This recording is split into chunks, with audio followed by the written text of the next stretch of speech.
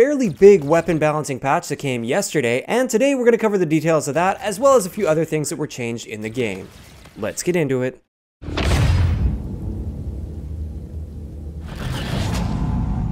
Alright guys, so first up with this update, the non-weapon things that were changed. First off, the Thor Thunderclap, which is the epic variant of the Thor, had a few adjustments made to it.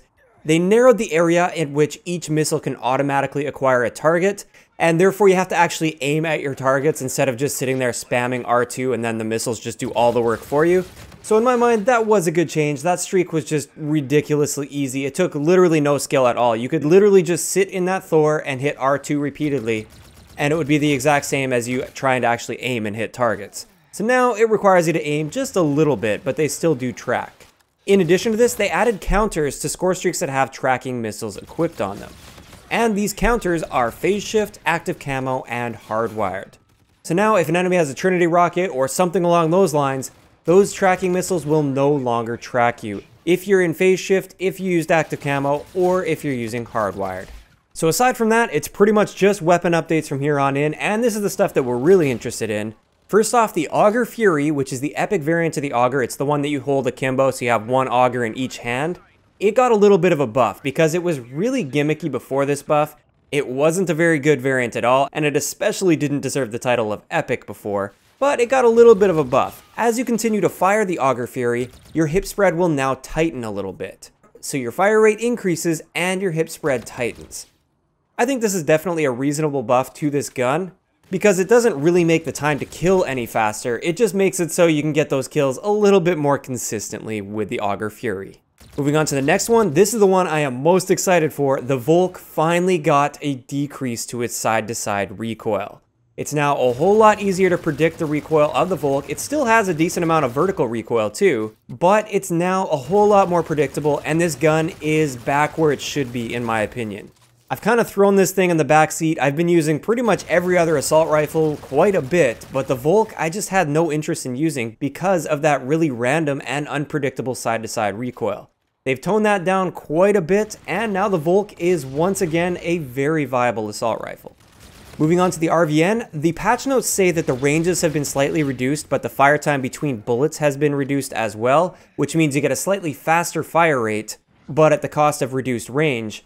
And based on my testing, the 3-shot kill range, which is the range we all care about, hasn't been changed at all. Only the maximum 4-shot kill range has been adjusted, and that really doesn't affect the gun that much because that 3-shot kill range is already extremely long. Almost every single one of your gunfights are going to be well within the 3-shot kill range. So therefore, the RVN pretty much just got a buff with this update. Moving on to the VPR, if you guys remember, this thing already got a massive buff and then a pretty big nerf as well, but it got a little bit more of a nerf with this update. All they did with this update is they reduced its 3-shot kill potential, not its 3-bullet kill potential, but 3-shot kill potential. They cut it pretty much in half with this update. Personally, I felt the VPR was pretty much fine how it was, but at the same time, I don't really care that they nerfed it a little bit here. I would say it just makes the HVR a little bit more viable than it was, because the VPR just outshines the HVR in pretty much every way, so this kind of brings them a little bit closer together. Moving on to the Trencher got a little bit of a nerf. You guys probably won't notice it too much though. It got a slight nerf to its idle sway.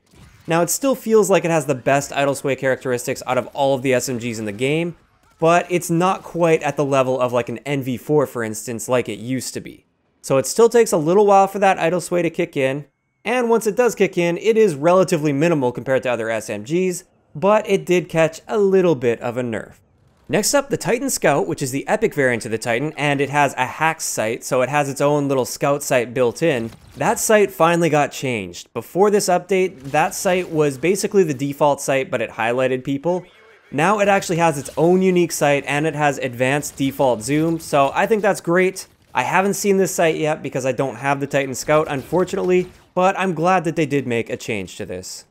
And finally, the HVR Gemini, which is the akimbo variant of the HVR where you have one in each hand, this got a slight increase to its hipfire accuracy, and I think that's fine as well. I think those guns were okay as they were, but a little bit of a buff I think is probably a good thing for them. So there we have it. That's going to wrap it up for all of the changes that were made. If you guys are interested in seeing the text version of this straight from the developers, I will leave a link down below to the patch notes and you can check that out for yourself. I'd like to know in the comment section below, what do you guys think of these changes that are made? Are there any that you're really happy about or really unhappy about? And is there something that you think should have been changed that wasn't changed in this patch? If you enjoyed the video, a like rating is always appreciated, and don't forget to subscribe for more if you haven't already.